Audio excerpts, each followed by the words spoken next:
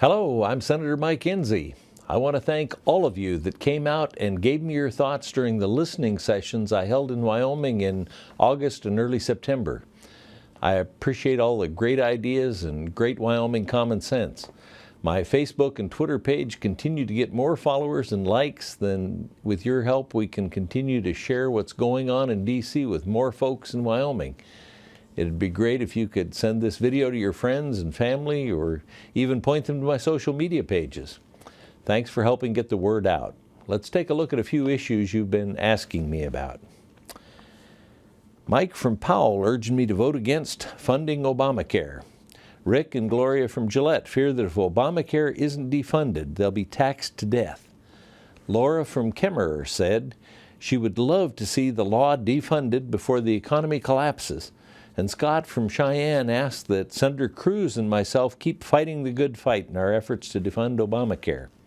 Scott said that he likes his current health plan, but won't be able to keep it if the new health care law takes effect. Well, I don't support the bill. I do support defunding the Obamacare bill. I have worked to repeal the bill. Haven't been able to do that. I will work to defund the bill. If we can't do that, we'll dismantle the bill. I have been working on an alternative before the president ever came to the Senate. And I have a 10-step plan that I hope you'll take a look at on my webpage. It would work far better, be paid for, and eliminate some of the stigma that there's going to be in this bill. We do need to fully repeal it. I mentioned that I am working to defund it. I've been working with Senator Cruz. I thank him for his efforts. He set a new record for a length of speech on the floor. He was 21 hours straight of speaking. He was interrupted every once in a while by some of us who came over to the floor to help him out and asked long questions so he could walk around and stretch his legs a little bit. But that's a tremendous effort that he put forth to make a point of how set he is on the need to defund this bill.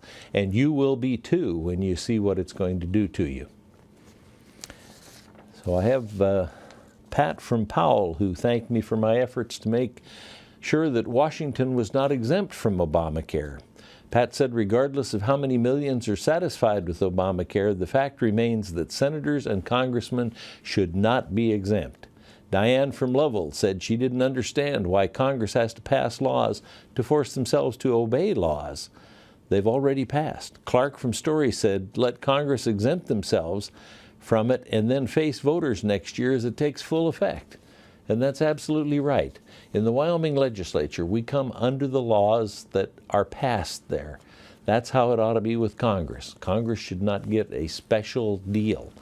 And I worked hard in committee to make sure that Congress and their staff would be under whatever bill we passed, that we would feel the same pain as the rest of America.